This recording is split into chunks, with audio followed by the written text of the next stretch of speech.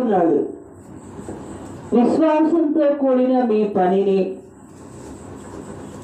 ప్రేమతో కూడిన మీ ప్రయాసమును మన ప్రభు అయిన యేసుక్రీస్తు యందలి నిరీక్షణతో కూడిన మీ ఓర్పును మేము మన తండ్రి అయిన దేవుని ఎదుట మానక జ్ఞాపకం చేసుకొనుచున్నాము.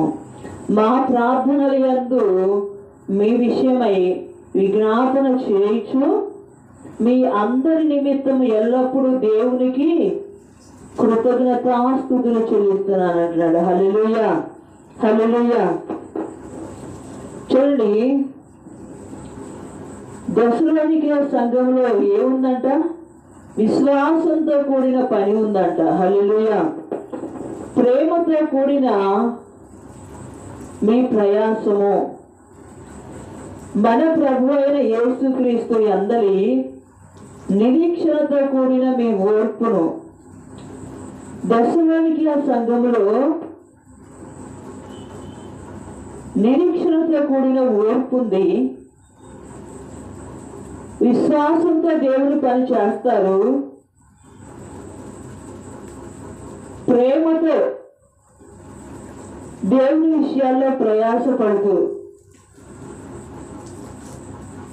ఉంటున్న సంఘంతో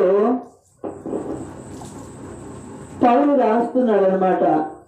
మేము మన తండ్రి అయిన దేవుని ఎదుట మానక జ్ఞాపకం చేసుకొనుచున్నాము మీరు చేసిన పనులు. మా ప్రార్థనలు యందు కూడా మీ విషయమై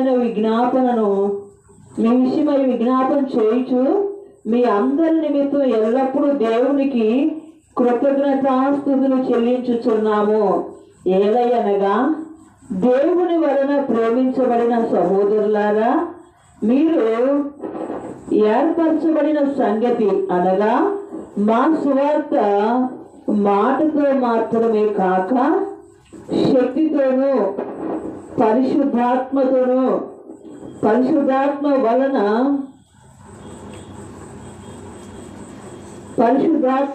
సంపూర్ణ నిశ్చయతతోనూ మీ యొద్దకు వచ్చిందన్న సంగతి